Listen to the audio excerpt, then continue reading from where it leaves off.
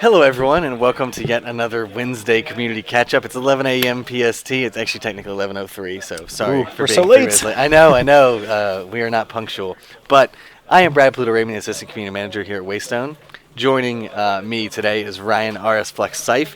You've seen him a fair amount these past few weeks, I feel, past few months even, because you are, one of the big matchmaking guys, I suppose. You and Gasty make a formidable team. Yep. And whenever we have matchmaking to talk about, you'll usually see Ryan Seif sitting here next to me, talking about what he's doing to hopefully improve your experience and just make matchmaking a better place. And leaderboards especially is what we'll be talking about today. I like your process of making it better, where we cross our fingers and Yeah, we hope that it's better. You just make a change, Yeah. fix some code, and say here we go. Let's just pull the ripcord.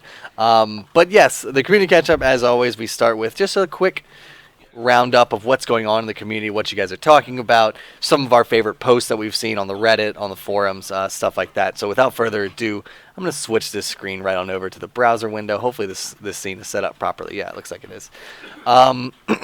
Excuse me. I'm sad because PAX is next week, and I'm trying to stave off a sickness that is starting to brew, and I'm drinking vitamin C pills and Otherwise, you're going to be one of those PAX plague bearers that God. brings your illness and shares it with 30,000 people. I don't want to be patient zero at PAX. I definitely don't. But this is our subreddit. If you guys are unfamiliar, which probably most of you people that are watching the stream are either subscribed to the subreddit or have heard of it. But if you haven't, reddit.com/r/dawngate is where you can check out all these amazing posts. We're up to 5,100 shapers, which is absolutely amazing. But I want to go over just some of my favorite posts, some interesting discussion, some community created content, all that kind of stuff, because that's what the subreddit is for. We don't moderate it. We don't go in and be like, this is what we want people to see. It's completely community driven. You upvote, you downvote. Venor and Icy Pan do a great job of moderating. They did change this back. This used to be all Renzo's, but we'll get to that in a second. So be sure to subscribe to our subreddit, and I'm going to go through these tabs I have up here and just talk about all these posts that I've prepared for you guys. The first was the Dongadia Inquirer, Volume 1 from the Shapers Guild. If you guys are unfamiliar, the Shapers Guild is another one of those fantastic community websites by Gararwar and his team that they fill a really funny place in my heart. I love their posts so much because they're definitely a site that it produces high quality content, but it's really funny, and I really, really enjoy it. So this first one is the Dongate Inquirer Volume 1. And if you're unfamiliar, usually Inquirers are full of crazy, alien sightings and Bigfoot and abductions and all that kind of stuff. So the few articles they pulled from this week's Dawngate Inquirer is Idles apparently gave up his place in the Meridia Sharpers Guild, which is my favorite typo that we ever get in our Twitch chat. Is how many Sharpers are in the game? I just don't understand it. Sharper, I don't know how the typo comes to be, and maybe people are just intentionally trolling. Judge. Yeah, don't judge. I'm sorry. But Sharper is one of the best typos that we get in our chat. He opens a souvenir stand in the heart of the woods. I want a print copy of this. This is It's delightful. great. Yeah, I wish this was in circulation. I wish I could get a copy delivered to me every week. So Gararwar, please get on that. And then it turns out that Finmore is actually a cat person. I buy it. You'll buy it? Okay. Yep. I love this Photoshop picture. You guys probably, hopefully you That's can not see it very Photoshop. well. That's actually actual from footage. A real cat. The cat just rubbing against Finmore's Yeah. leg. I love it. It's absolutely fantastic. And then, of course, Ferris posted a picture when he went to Vegas, and he said, "I'm so money," and I don't even know it. So just nice picture of the Vegas in the background, and Ferris standing like he really does own the place. But yeah, the Sharpers Guild is what it should. They should have. I really like their kind of April Fool's joke. I don't know if you saw it, but they were branded It made me hungry. Chipotle. Yeah, everywhere. I almost immediately left and went to Chipotle. Okay, they have changed it back. Unless this page? No, okay.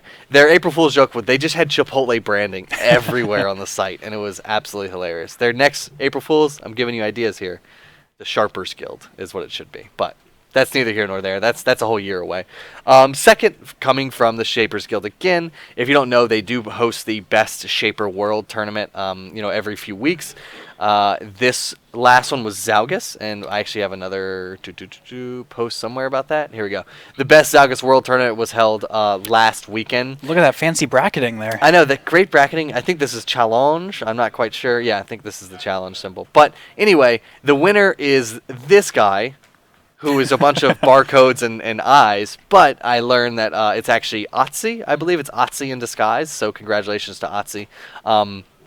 Downsy not making a three-peat. Downsy is the best Dibs world, the best Varian world, but he is now not the best Zalgus world, and that belongs to Otzi. So congratulations to Otzi for winning that tournament. But what they did was they made it so that the announcement for the next tournament was in the form of a song. And I don't think you've had a chance to listen to it yet. I haven't heard this. But it's pretty glorious, so I want to maybe play a little excerpt from it. This is the Dongate Esports. Just a taste? Here we go. So this is the announcement for the next Best Shaper World, presented by theshapersguild.com, and it's in the form of a song. And you may recognize the song as Sail, but instead of Sail, it is Kel. Right there. Oh, that's pretty great.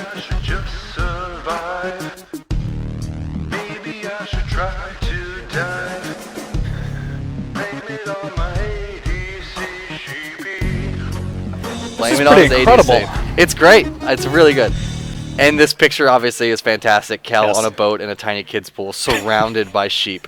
So thank you so much, Grawar and the guys over at Shapers Guild. This was fantastic. The song was written by Hands of Evil and Vestboy with help from Steampunk, and I think Ethiot was the one that is the vocals behind that, the voice behind it. Yeah, and I really enjoyed the Zalgus one last week. Watching those snipes to end the match. Oh, was so good. Incredible. Yeah, it's been a good format. I love the best part about this Best Zalgus World was as soon as you hit 6, it's like someone's gonna die. Yeah. You know, like it became so exciting then. And there was actually some interesting. I didn't watch the finals. I didn't watch a ton of Sunday, but I did watch Saturday.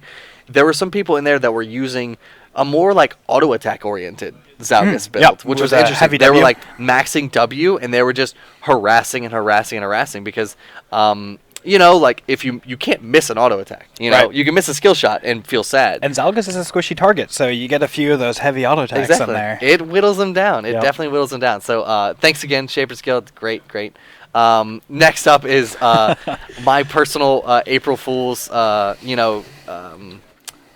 addition to the April Fool's basket was the Shaper rotation. I posted the Shaper rotation, and somebody, I forget who it is, I think it was Daniel Hyatt here on Twitter, was like, man, you should have done a Shaper rotation of all Renzos. I was like, good idea. And I knocked this out in just a few minutes and was like, oh, the Shaper rotation was incorrect. Here's the real Shaper rotation. I like that you actually rotated the Shaper. I physically rotate. I'm glad you caught that. I physically rotated Renzo here in this spot. He's kind of a creeper. And then these two, I just was like, I need to make him super creepy. And Renzo is fantastic. So 10 Renzos. I mean, I'd play that Dawn Gate. Absolutely. Not gonna lie. We should have actually. It would have been great if we had actually rotated, and allowed people to pick 10 Renzos. Maybe in the future. Who knows? 10 Renzo statues would be fantastic. Also, we've been promoting, and I've been doing these daily discussions for the past few weeks. Yesterday's was about Predator Kindra. We're doing these every day and posting them about noon to 1. Just letting you guys talk about things. We get some really good responses, some really good feedback, and some good discussion. Because it's long, I can tell. Yep. I can tell because it's a long post. By length, it's quality. Exactly. But, we've been doing a different role every week. So we did Gladiator, we did Tactician, now we're on Predator, and next week will be the final week with Hunter. But one of my favorite ones was actually 2 days ago, I'm sorry, was Predator. This got a lot of chatter and a lot of discussion, and I really like to see people coming out and voicing their opinions and talking about things they think are problematic. Also, I really like people offering their suggestions, because there are some really cool ideas. There was one that was I forget who it was, but if you're unfamiliar with kind of Draven's passive mechanic from League of Legends, every time he catches an axe or gets a CS, he gets a stack of I don't know what it's called, glory or something. And whenever he deals a killing blow, he cashes in his stacks times like 3 or something and gets gold based on that. And somebody suggested a similar mechanic for predators, to emphasize more like roaming, like whether it's when you harass enemy shaper you get a stack, or when you CS, or the time. One interesting one was like, I think when you're not visible to the enemy team, you constantly gain stacks. So like it encourages kind of going between lanes, looking for kills and stuff. You know, obviously not saying we're doing that by any means, but it was a really great suggestion. And you know, I directed Gasty to the thread and was like, hey, there's some cool stuff here, some cool ideas, because I think a lot of people were in the general consensus was a lot of people do think Predator right now is kind of in the lowest of the 4 states. You know, I think Gasty would agree with you there. Yeah. It's been something that he's been it's a little mulling problematic, over. and he is definitely he's definitely aware of that, and he's looking at what he wants to do with it. I think we've mentioned on the stream before that we have some shenanigans in the the past few builds with our Predator experiments. There have been some interesting Predator shenanigans. Again, you know, the purpose of those developer playtests that we do is to work out those bugs, work out the kinks, have the terrible experience ourselves before we pass it on to the player. So, some interesting role changes and whatnot that we've been testing internally. But yeah, please stay tuned. We do sticky these pretty much every day. So they're always at the top of the Reddit. You can find them right here. Predator Kendra, a Predator. I actually don't know who it is today. I'd have to look it up.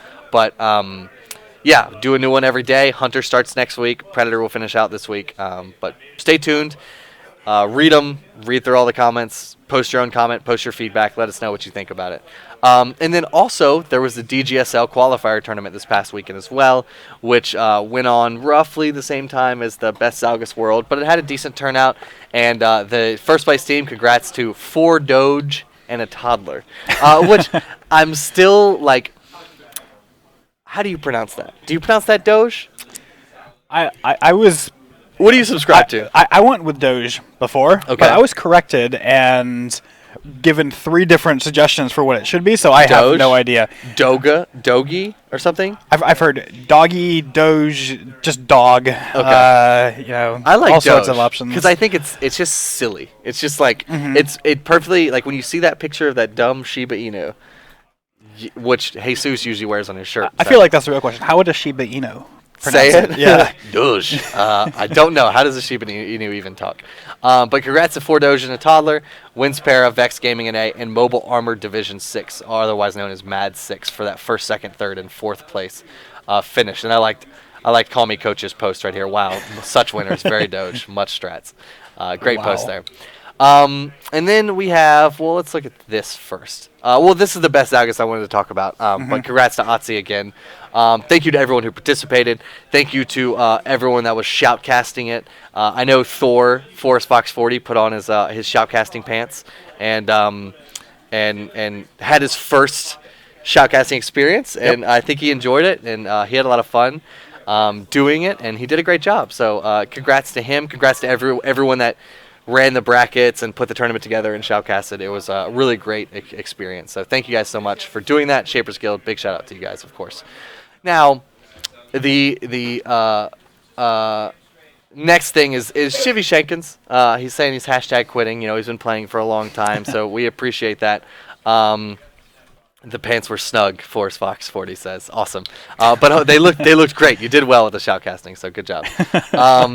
So, you know, this is something that we've seen before. You know, some people talking about how, you know, they've been playing for a long time, and the game development process, and maybe you can speak more to this. I mean, you've had copious amounts of experience, you know, being an engineer and being on the game developer side of things.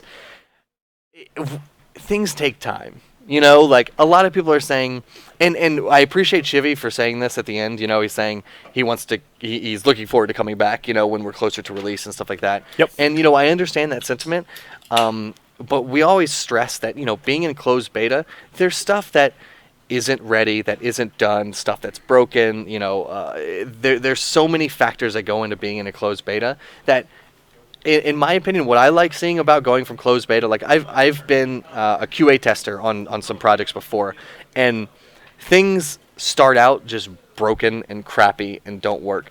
But I really enjoy the process of seeing them grow, seeing them mature, seeing levels be finished, seeing our shapers be finished in our case and released, and content being produced, all that kind of stuff. Yep.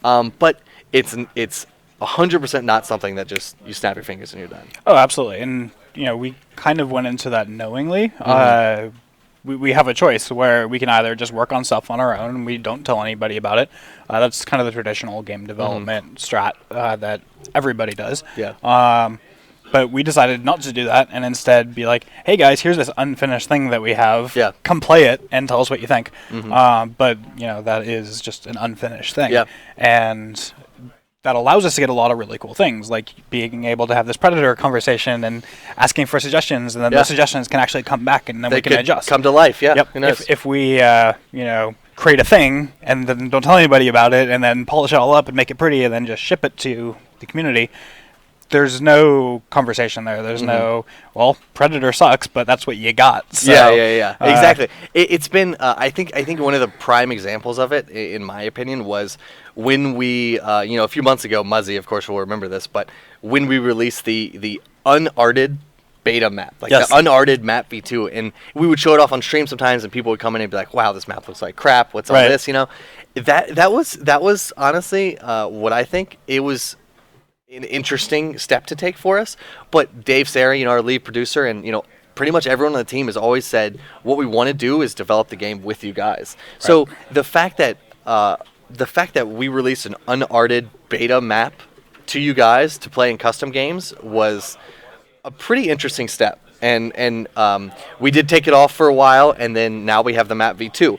But that map v2 was born from y'all's feedback, your concerns, your criticism, and essentially, I feel like everyone that's been playing for a long time, like that played that unarted beta map, everyone of Blue Muzzy's stream watchers and like gamers and stuff like that should feel like some sort of ownership for that and be like, man, I remember when I said that this path was too narrow, and all of a sudden this path is wider on map v2, and it's like, oh, I kind of helped develop that. So, that's been our goal from the start is get feedback from you guys and make the game alongside you guys. So yeah, I mean, Muzzy just said it. Releasing incomplete work is basically what a beta is. But that was a completely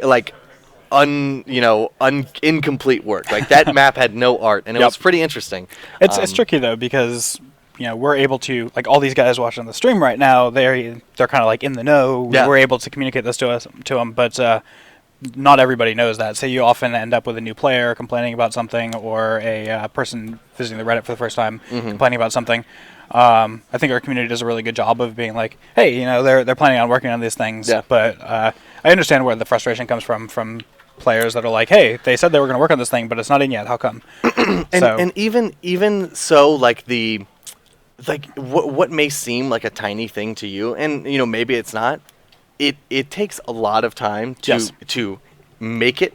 Our engineers, have to make it from the ground up. We're not using any pre-existing, we don't have a pre-existing replay feature. So if we want to make replays, it is someone's time to build that up. Then the UI and what have you to art it up, and then that has to be implemented over it, and then that has to be tested thoroughly. There's so many steps. It's not just we need matchmaking. Where's the matchmaking button? Boop. It's like, boom, it's there. It's a lot of work. Yeah, the kind of standard feature set that a lot of games release when they're doing their open beta, the non-waystone method of beta, where you actually have a mostly finished game and you're just doing scalability testing and whatnot. That is starting from an engine generally that already does a bunch of those things, and is also additionally years and years of work that they've done behind the scenes. So absolutely, you guys get to watch some of that happen, but we are doing some of that work, alongside a release product. And as for reference, at this point, since I've been here a year, and the game was already in development for about a year and a half before I started, we're coming up on almost 3 years of development. Honestly, 2.5 to 3 years of development. And since we started the beta last May 2013, for those of you that have been in since then, the game had already been in development for about a year, 2 year and a half before that. And with many different incarnations that are different maps, completely unrecognizable. 5v5, 10v10, 6v6, they've tried it all. So the last May was the first time I think the team and Dave and everyone was ready to open the beta doors, still closed beta technically, but open the beta doors themselves and let you guys in. And ever since then, we've made so many changes. The Map V2, the Item Palooza, new shapers, just everything in general has been an awesome process, and I've really enjoyed seeing it. And we understand that closed beta, like I think Tulsa just said in chat, was like, we're using that term in the truest sense, that things aren't ready, things aren't it's done. It's an actual polished. software development beta as opposed to a marketing beta. A marketing beta. Yeah. It's a release beta, which is a legitimate thing. Like, you can do that, but it's a completely different term that really has nothing to do with what we're doing. It's the difference between like like a lot of those marketing betas. You probably could just say it's out there, it's launched. But no, we still have a ways to go. So thank you guys for sticking with us. And it's not going to be for everyone. That comes with the territory of being a beta. There will be resets, there will be bugs, there will be crashes, there will be issues. But the people that that have stuck with us for so long, they're going to get the year zero icon. They're going to get other stuff in the future. So we appreciate our beta testers very much for sticking through that. Their feedback is going to make it directly into the game. I know, exactly. I love it when players, interact with the community and interact back with us, and it actually changes the game. Yeah, like if Gasty goes in to that Predator thread and sees someone's idea that he's like, wow, that's actually a great idea, and he implements some version of it. 3 years down the line, when Dawngate is fully released and awesome and cool, that person could be like, man, I influenced that Predator role. Right. Like that was me. That was my Gasty said it was a great idea and he liked it. So, I mean, this is the ground floor, guys, and we appreciate all of you guys for helping us build this amazing product and helping us make Dawngate what it is today. So, Shivy, thank you for playing the game. I don't even know if he's in here, but if you do watch this VOD, thanks for playing. You've been a great player. I played against you a few times. You're a quality AD carry. You've pooped on me a few times, as Michaela. Hopefully we'll see you back whenever we go a little bit further, go to release and stuff like that. So stay tuned, sir. And then the meat of the community catch up today has to do with some leaderboard changes. But first, we wanted to bring up this thread about matchmaking because we do have Ryan Seif here, who is one of our matchmaking gurus. So as far as queue times is concerned, what are the thresholds that people should expect to see with certain amounts of people and certain times of day and all that there's so many factors that go into matchmaking, because you could solo queue and get a match in 2 seconds at 3 p.m., solo queue at 4 a.m. and have to wait 5 to 10 minutes. There's just so many factors. How do we control that, and how do we want to communicate that to the players? Yeah, the most important factors for determining whether you get a game quickly or not is time of day, who's playing. So, if you guys are in the U.S., earlier in the day actually works fine because a lot of European players are on, and you can go play with, our German and Spanish friends. Yeah. But if you go... Shout out to Hesto DG. Yeah, if you go late, 4 a.m., in the U.S., there's no other part of the world that we have a huge population, so you're playing with all the other people playing at 4 a.m., and, there's not thousands and thousands of them, staying up till 4 a.m. right now. Maybe at some point in the future there will be, but the other big contributor is your skill. So, there's that curve of skill that, we've looked at before where there's a lot of people right in the middle. And then as you get to be really highly skilled especially, it spreads out quite a bit. So the players that are, doing well, they start to get into that area where there are fewer players. And we try to keep a balance of being able to find you a game at all. Leaving someone in queue forever actually doesn't do anybody any good. No. So, we try to balance it and make sure they can find a game. But, if there's fewer people on and you're also very highly skilled, you will probably be an outlier and have, a significant amount of time to wait. That will just get better as we get more and more people. I know that we have plans to start to try to get more people in. I don't know how much you guys have talked about our future plans. I don't want to spoil anything. No, nothing in particular, but I could say that PAX will be fun. Yes, PAX will be fun next week. So we've talked about PAX, and I think that'll be some good visibility. Hopefully we get some good press from that and some good player feedback.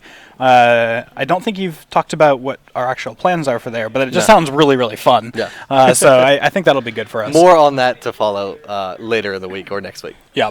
So those sort of things where we actually start to get a little more visibility into the game is going to be really helpful.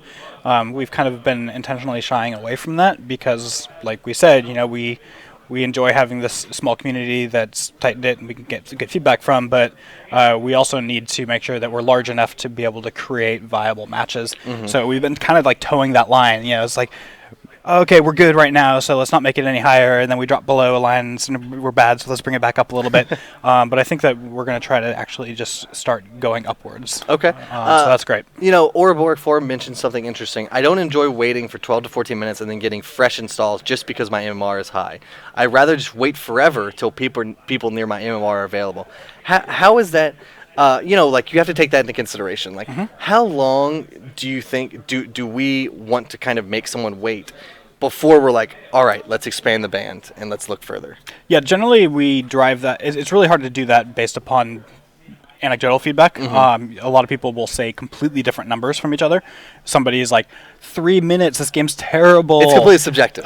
Someone else is like, I would wait 45 minutes for a good match. For a good match. Yeah. And those two people might be at exactly the same skill level and play with each other, but they have completely different preferences. Yeah, obviously.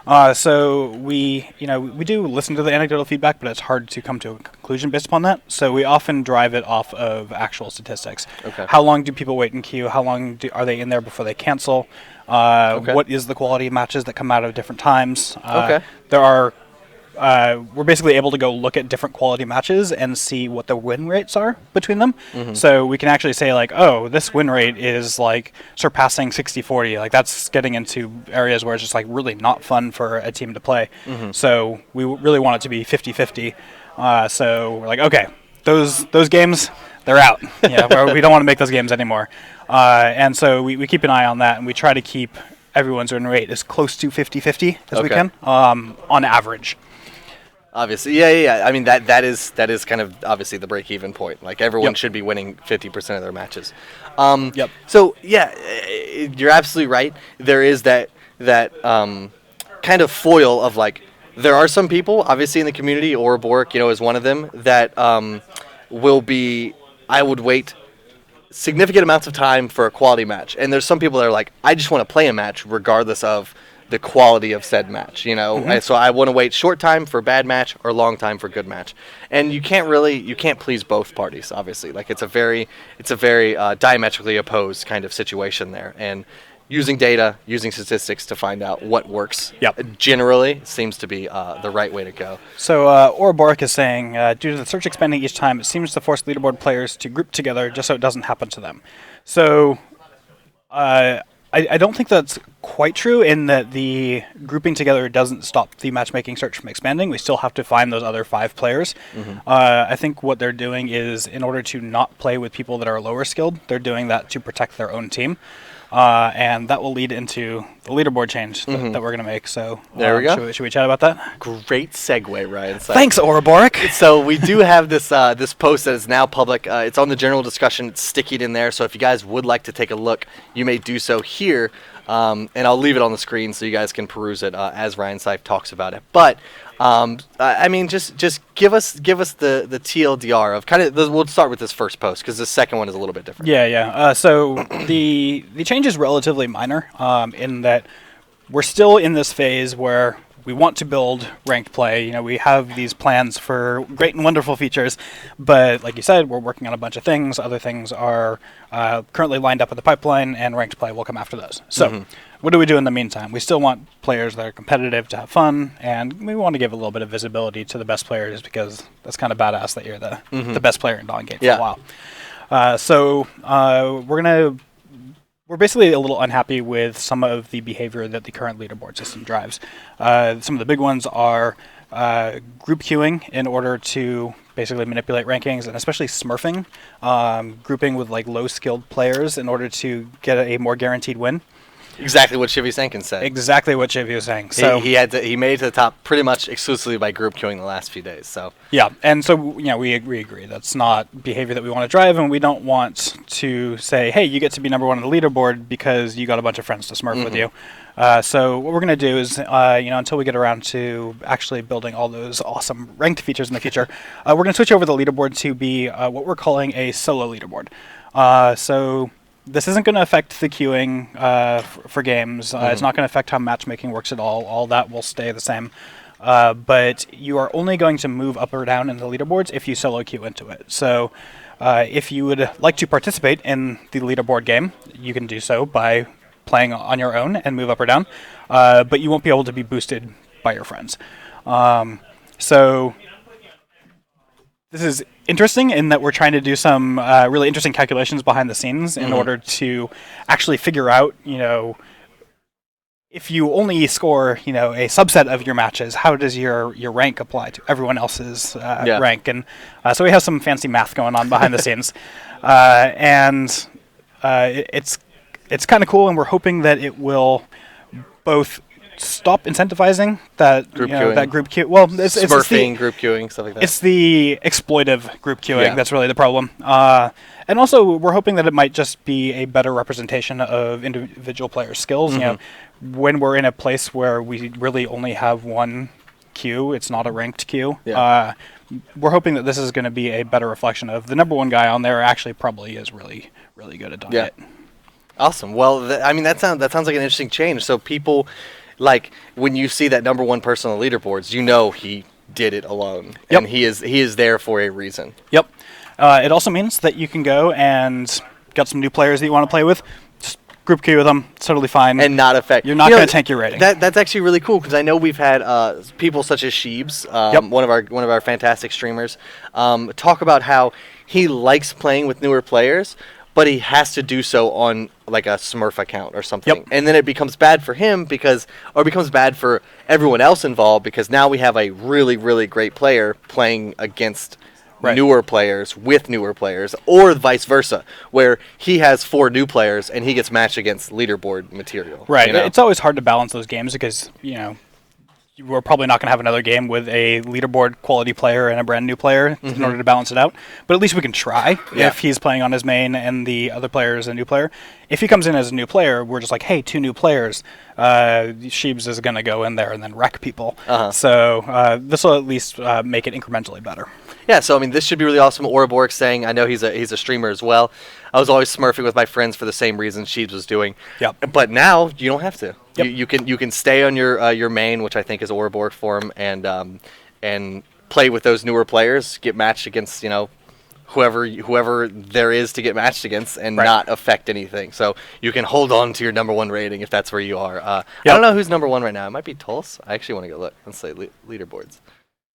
Oh, McScragg's up there. Tulse, you need to do better than this. Tulse, you're terrible. Considering you said now I can duo queue with you, Pluto, I can duo queue with you now. Tulse, I'll carry you any day, buddy. But that takes us into kind of our second post. You want to go ahead and explain what this says? Sure.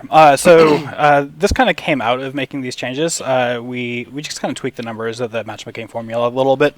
We want to be able to have the skill change for the solo queue leaderboard really reflect the skill of the opponent. And because you play those games less often, we assume that it'll only be like a percentage of your game, and you're not going to only solo queue. We need it to be very responsive to the opponent's skill.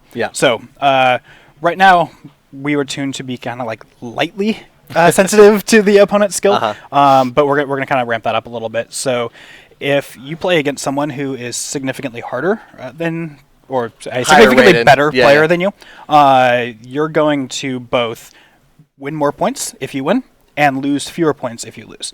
And the flip side of that works as well. So if you are just way better than the opponents you match against, and you win, you're not going to gain a lot of points from that. So the idea there is that it should make it so if there are unbalanced matches, that you're not going to feel punished. Tank you. If you get one of these top 5 leaderboard people all grouped together and you have to play against them, it's fine. Play the game. You're probably not going to lose many points. You're going to be in a good spot. That sounds. That sounds like an awesome change because now people are rewarded for winning those games that on paper they maybe shouldn't win. But all of a sudden, you get that sweet parasite steal, or you make that good team fight, or your positioning is godlike. All of a sudden, you're like, damn, I did it. I beat Tulse, which is what everyone wants to do in the Dawn Gate. But that's really awesome. And, I remember, a few weeks ago when we did that kind of, we did that matchmaking compression, a lot of people were complaining about, like, dropping and climbing, like, 50 spots at a time, you know? Now that they're taking their solo queue rating specifically into account, and this new system has been implemented, that shouldn't really be the case, correct? Or...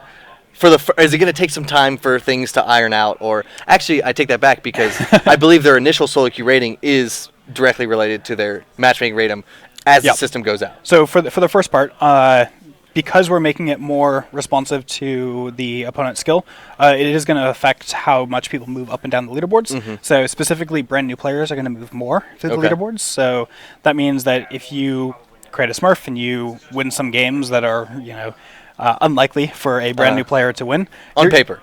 In the statistics system, you're going to kind of ramp up that ranking really quick, and then once you kind of settle down and have some consistent games, you're going to move less. So for those players that were seeing a lot of movement, that will be reduced pretty significantly.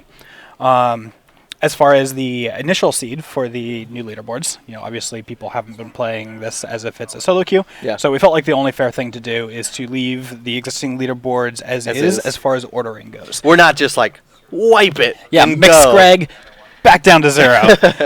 No, so we're going to leave the order as it is. However, we're going to basically pull everyone's scores back a little bit. So, because it's a kind of new paradigm, we don't want someone that's at the top of the leaderboards to be like, well, if I just never solo queue, then I don't have to adjust my rating and I'll just sit at the top. Mm-hmm. So, we're going to pull everyone's scores down a little bit, which means that if those people at the top want to keep their spot, they're going to have to play some games. But we're going to leave them at the top so that they have kind of a head start. But they are definitely overtakeable if you guys would like to try for the number one spot in the leaderboard after this next patch. So after the next patch, it's a good time to do it.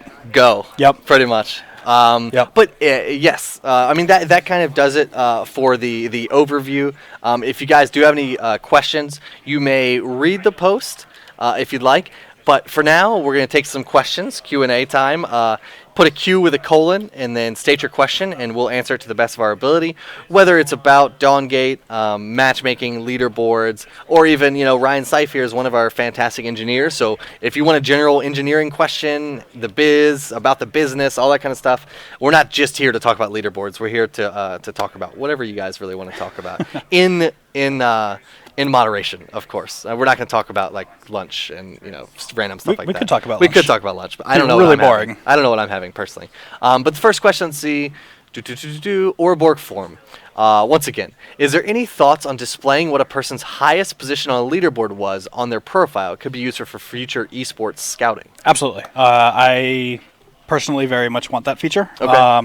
We need to figure out exactly how our rankings move. When we do this ranked play feature, this leaderboard is not our ranked play feature. Mm-hmm. When we do that, we're going to have some sort of movement through the leaderboards, right? Is it every game it updates? Is it something less granular than that? Mm-hmm. And then we'll figure out what's fair to be like, hey, you got to this point, and that is an actual achievement that wasn't just like a fluke of the stats. And when we figure out what that is, we will absolutely be rewarding people and giving you some sort of long-term thing that you can show off. Check out my profile. I was number one time for like a minute, and then somebody overtook me. Mars Cataracts asks, if I queue with new players after this change, do I still put them against leaderboard players? So we're not going to change the matchmaking algorithm, except for the number tweaks that I described. Mm-hmm. So you will still. So if you are a leaderboard player and you are matched with, if you are grouped with one other new player, your skill will be high enough that you can be matched with other leaderboard players. So, yes, but the alternative of putting you against a bunch of new players probably doesn't make sense either. It's going to try to find a middle of the ground match, it would ideally like to find someone to balance out Mixed Greg and also someone to balance out the new player. But then that comes down to the matchmaking pool and making sure there's people available to do that. Tulsa asking, how often do you go snowboarding?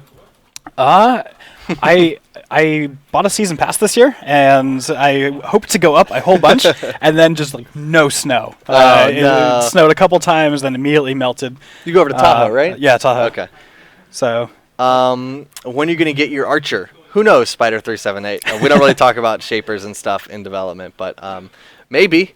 I'll say that, maybe, because I would say maybe to anything, really. It's when true. am I going to get my, clone shaper? Maybe. Who knows? Any hints about the next skin in the works? Same question, Barry. Maybe. Maybe there's a skin in the works.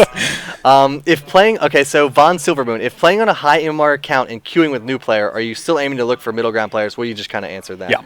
Are you going to skew one way or the other? So let's say you have Golden God 1 on your team, and then you have four new players. Yep. They're going to look to find another Golden God with some newer players. Right. Hopefully. Yep. But again, like we talked about at the beginning, it all depends on time of day, player population. Like, maybe there are literally no other Golden Gods playing. Yep. Or there's no one that's quite up to your level.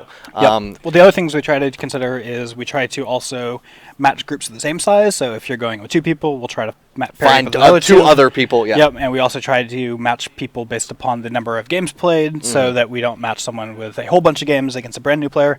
But again, these are all kind of suggestions. Eventually it will be like, hey, this perfect guy who you're describing does not exist right now, so let's go with this other guy who's pretty good. So you say that the MMR of the people group queuing is untouched. What happens to those who solo queued into the group? Is their MMR unaffected, or is the math only affecting those who soloed? So there are effectively 2 ratings now. You have your normal matchmaking rating, which will change every game based upon the win or loss, and that's what is going to pick who you get matched with. Okay. So that is the system that if you go and play the game right now, already exists, and that will It's not... a system Yeah. obviously. So then, in addition, there will also be a new rating, which will be hidden just like the existing MMR, but that one will adjust whenever you win or lose a game that you entered solo As a queue. solo queue. Yep. Okay. So it doesn't matter what the other players did. There might be 9 other solo queue players in the game, and everyone had their solo queue rating adjusted, or you might be the only one There solo could be queuing. 2 4s and another solo. Yep. And you and the other solo would be the only ones that get solo queue Correct. rating from that. Yep. Okay. And so that's part of the reason why we wanted to make sure that we really took the opponent's skill into account when we did that adjustment at the end, so that if you do go in and you want a solo queue and you get matched up against a really good team, you're not like, oh, GG, there goes all my points. If you lose, you're not going to lose a lot of points. But if you win, you're going to get a big gain there, and it's probably worth that risk. Yeah. If your skill actually is where you are, as far as your rating says, and you keep winning and losing against those harder teams, you'll actually stay in the same spot. Yeah. But if you pull out a couple wins, you're going to boost way up. There you go. So if you want to be on the leaderboards, as of this next patch, whenever this stuff goes in, you got a solo queue. I mean, Yep. that's the TLDR of it. Solo queue to be on the leaderboards, pretty much. Yep. Why has there been some sort of solid event in the game? I don't quite know what that question is. Sorry about that. Follow up with another queue. Follow up with another queue, and we'll hopefully. Oh, here. No, never mind. I don't know what that means. Okay. Let's see. Oh, here's a general engineering question. What are your tips for getting into computer science and/or programming? Okay. Normal schooling is pretty self-explanatory. There's computer science degrees that you can go for. I actually learned a lot in high school just through my own and just seeking out teachers that were willing to kind of teach me programming stuff on the side. Extracurricular nerd. Yeah, it was like super nerdy extracurricular activities. Teach me computer science after school. I did things like I built our school website and stuff like that. Okay. And that was super helpful. Just got involved, pretty much. Yeah, and honestly, I think that the best thing you can do, both for developing yourself as a programmer and also for looking for a job, is to do a project. To make something. Make something, yeah. Most computer programmers that I interview straight out of college have a really great academic background and have never actually applied that to anything in the real world. And there's a huge difference there in being able to complete something start to finish. You can understand the underlying foundation of what it takes to build something, but if you've never done it, you haven't actually gone through that process and figured out what those things are that you don't know. And honed your skills. There's nothing I could suggest more than coming up with something that is very small in scope, Don't go crazy. Don't try to make Minecraft. Yeah. Make Pong.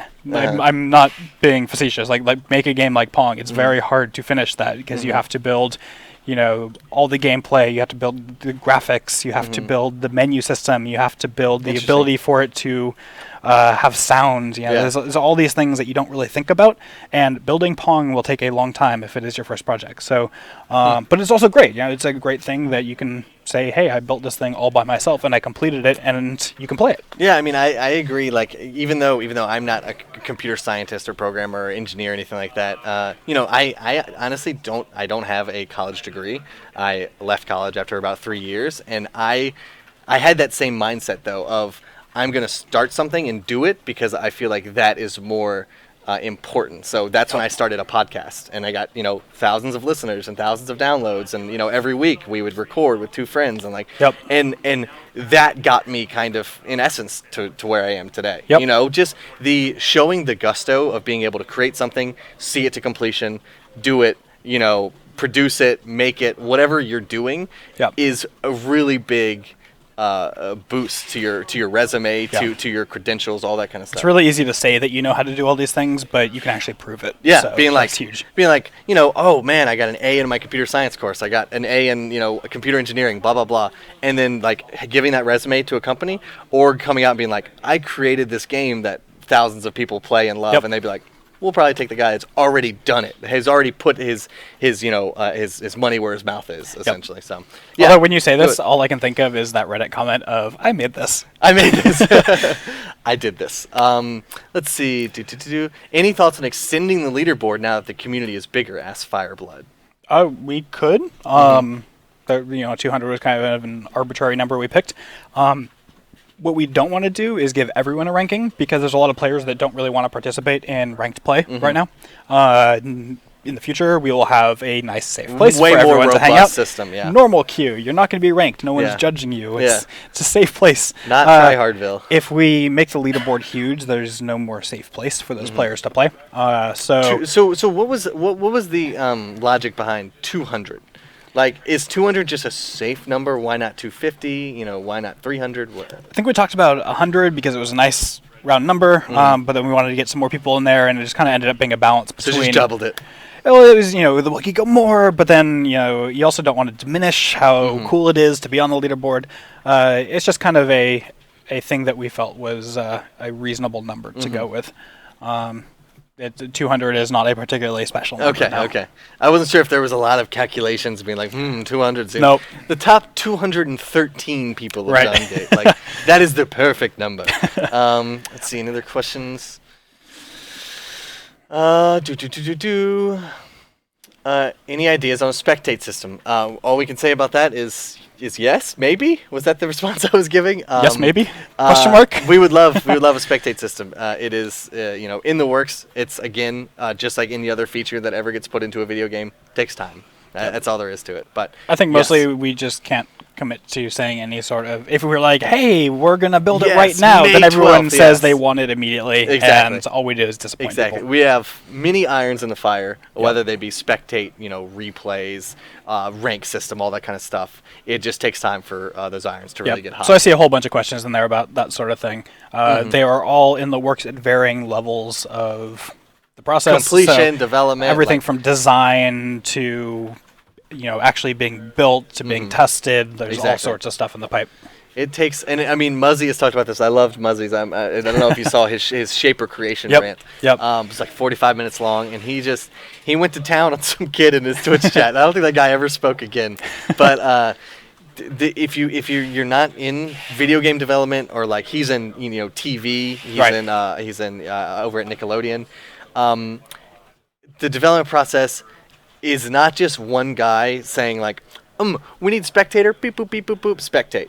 Like it's in, boom. It has to go through many different departments, many different disciplines, many different leads. Yep. The producer has to organize all that, and then once it's done, it's still not done. It's not done because it has to be tested. It has to be, then there's more iterations. Like the testers may say like, I don't like this doesn't work, and all of a sudden you got to go back. And I'm absolutely sure you have crazy stories about when you fix one thing, boom, everything else is broken. Oh, right? yeah. Yeah, I mean, that's just how it works. Yeah, absolutely. You're like, oh, sweet, now I've got the play button on spectate working. And all of a sudden, oh, the pause button doesn't work now. Oh, my God. And you broke the whole game. Exactly. So it takes time, guys. We appreciate everyone's patience, though. It's great. It was an amazing rant. Thank you so much, Blue Leslie. It was fantastic. Let's see. A few more questions. We got a few more minutes, guys. This one. This one? If the leaderboard test accomplishes its goal, where else do you see an application of multiple MMR ratings for a player? So this is definitely kind of an... Oh. I gotta sneeze. I'm muted, go. Okay. This is definitely kind of a... Nope, it went away. An experiment. We're not 100% sure that this is going to be the most fun thing for Dawngate, but, to the best of our ability, we've kind of run the math, and it seems like it's going to be pretty good. So if everyone kind of likes this ability to have a rating that's segregated from your actual matchmaking rating, we can do all sorts of other stuff. That would probably come in the form of a more robust ranked system, but having the ability to rank particular areas of your play is something that we're investigating. It's an interesting concept because okay, when you play League of Legends, for example, there is normal queue and there is ranked queue, right? And those two MR ratings are separate. Yep. It's essentially the same thing, right, without having to divide the queues. You're not a different player in between there. You do play differently, and you have different goals. You also play different shapers, or champions or whatnot. And you also play different roles. You might jungle, you might play predator. You might have different team compositions. You could have an all-bruiser team. What does that do?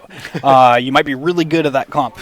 So there's all sorts of ways that we can kind of rank and try to pull apart where your skill lies, and then maybe try to compare that to other people. But again, it's we're going to see how this goes. I think it'll be fun, and then if people enjoy it, we can do cool things in the future. Yeah, we definitely hope you guys enjoy it. So again, we'll take one more question. What's the guy behind you working on right now? What is Ryan? Ryan Laughlin is just chilling, I think. He's reading email. It's boring. Yeah. Boring stuff. Someone asked what you were working on right now. High-tech laser cats, says Scott Moore. Spoilers. You got those Dawngate laser cats going? Patches and bugs, that's what he says. That's our live producer, Ryan Laughlin. He's working on patches and bugs. Scott Moore working on high-tech laser cats, and Andy's Will Belford over there probably working on pack stuff because that's what his nose is on the grindstone for this week. Yeah, Ryan has some cool stuff coming out next patch, so I think he's busy. He's probably busy. Everyone's been busy around the office. That's the general thing, and that's a good thing. That's how everyone should be. Ryan Seif, the only reason he could come on is because he has absolutely nothing to do. I'm done. I'm done. It's one of those things where if you've ever told your boss or something at a job, I got nothing to do, I'm bored, they're like, I'll find something for you to do. They're like, polish that, and you're like, what is that? It's not even a thing. That's always the worst thing to do at work. Don't ever do that at a job. Don't say you're bored or you've got nothing to do. So one more question, let's see. Can we have, this is an interesting concept, can we have a checkbox for turning off earn/loss of MMR, because I hate trying something new and tanking my rating? We're probably not going to allow that because we don't want people to intentionally turn it off and then try to ruin the experience for other players. That's true. It's kind of important that we maintain the integrity of your skill. You have to be kind of accountable. Yep. Yep. And it's really important to keep in mind that there's 9 other people playing with you, and you can do something new, but if you're doing something so new and so crazy that you're actually pretty convinced that you're just going to throw the game, then custom game maybe is the better place to do that. And Muzzy did mention that. That's called customs with Muzzy. Right. Muzzy plays a lot of custom Muzzy games. does some bunker stuff in his custom games. Yeah. Join him. Same with Force Fox. I don't know if you've seen Thor's all normal, all lightning. Terrible name. Terrible name. Great, pretty fun game mode, honestly. But yes, I mean that has been our community catch up for today. April 2nd, 14. We talked about the community. We talked about catching up. I think that's really the two things we need to hit. Covered all our bases. Covered all of the bases. So yes, this leaderboard changes will be in the next patch. Yep. And again, to the TLDR of it, real quick, if you guys are just tuning in and like, oh my god, what did I miss? I haven't been here for the past hour. There will now, the next patch, be a specific solo queue rating for players, and that will affect their position on the leaderboard. Correct? That's a TLDR. Yep. So if you want to play leaderboard games, Enter solo queue. Have to solo queue. Click that solo button, and you're good to go. If you don't want to participate in leaderboards, do whatever you want, and feel free to mix and match on the same account. And it's a cool concept, because if you want to try hard and you want to play, you want to be on the leaderboards, solo queuing is the environment to do so. Yep. If you don't have any friends to play with and you don't care about the leaderboards, you're not really going to care about that solo queue rating and that solo queue button. So just play the game, have fun. Good luck to everyone out there that as soon as the patch hits is going to be like, gotta be number one, gotta be Tulse, gotta be McScrag. Good luck, have fun with that, and we sincerely hope you guys enjoy the new system. We hope you guys please, as with everything that we release, feedback is always important. Post about it on Reddit, post about it on the forums, tweet at us, Facebook us, because Ryan Seif very active on the forum, on the Reddit and the forum sometimes, as you can see with his amazing. Yeah, you were saying if people want to reply to this, we can just answer questions in the forum. Absolutely. This will be here stickied on the general discussion for not ever, but for a while. For 1 hour. For just 1 hour, get your questions in.